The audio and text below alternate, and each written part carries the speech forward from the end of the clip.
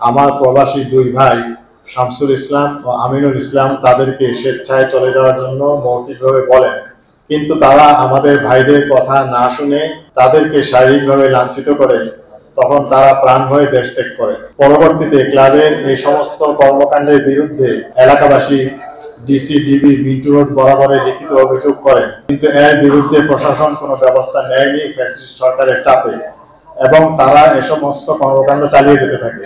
5ই আগস্টের পরও তারা কিছুদিন এইসব কর্মকাণ্ড চালায়। যৌথ বাহিনী অভিযানের পূর্বে তারা তাদের সমস্ত সরঞ্জাম এবং মালামাল রেখে ক্লাবঘর তালাবদ্ধ করে চলে যায়।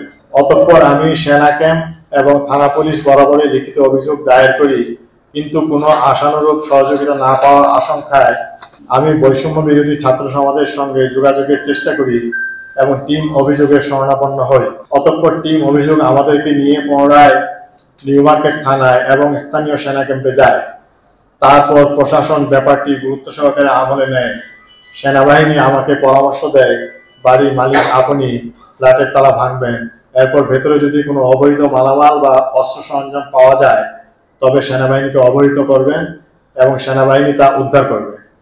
এরপর বৈষম্য বিরোধী ছাত্র আন্দোলনের পর থেকে যে টিম আছে তারা ঐক্যবদ্ধ ছাত্র ও জনতা আমাদের সহযোগিতায় এগিয়ে এসেছেন।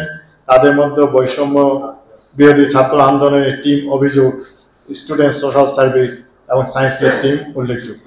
তো আমি এই ব্যাপারে আপনাদের সাংবাদিক ভাই এবং বৈষম্য বিরোধী ছাত্র জনতার সহযোগিতা চাইতেছি, যাতে আমাদের এই ফ্ল্যাটটা তারা অবিলম্বে খালি করে দিতে পারেন। যার সঙ্গে চুক্তি হয়েছিল নিজাম হোসেন চৌধুরী নামে একজনের সঙ্গে চুক্তি হয়েছিল উনি, আর এটা প্রত্যেক 2 বছর পর আপনারা জানেন যে ক্লাবের কার্যকরী কমিটি তারা বদলায়। এই ব্যাপারে কারা কি আছে এটা আমি নিশ্চিত বলতে পারবো না এই মুহূর্তে। এই সমস্যার কারণে আমি তো এই সরকার পরিবর্তনের পরে আমি সেনা ক্যাম্পে যোগাযোগ করছি আর আপনার থানাতেও যোগাযোগ করছি।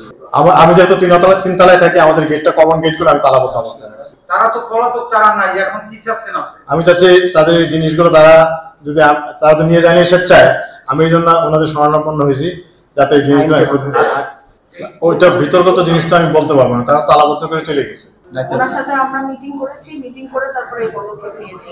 ইভেন ধানমন্ডি থানা, নিউ মার্কেট থানার ওসির সাথেও আমরা সরাসরি মিটিং করেছি, কারণ আমরা আইন প্রতিষ্ঠা করতে নামছি স্টুডেন্টরা, আমরা আইনের এগেইনস্টে কোনো কিছু করবো না।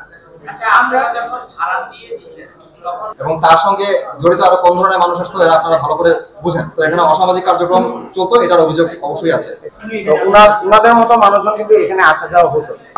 মালিক পক্ষকে আমি সেনাবাহিনী আর থানা থেকে অবগত বলেছে যে আপনার বাড়ি আপনি ভাঙতে পারেন, ভিতরে যদি অবৈধ কিছু পান আমাদেরকে সঙ্গে সঙ্গে জানাবেন, 5 মিনিটের মধ্যে আমরা এসে এটা জব্দ করবো।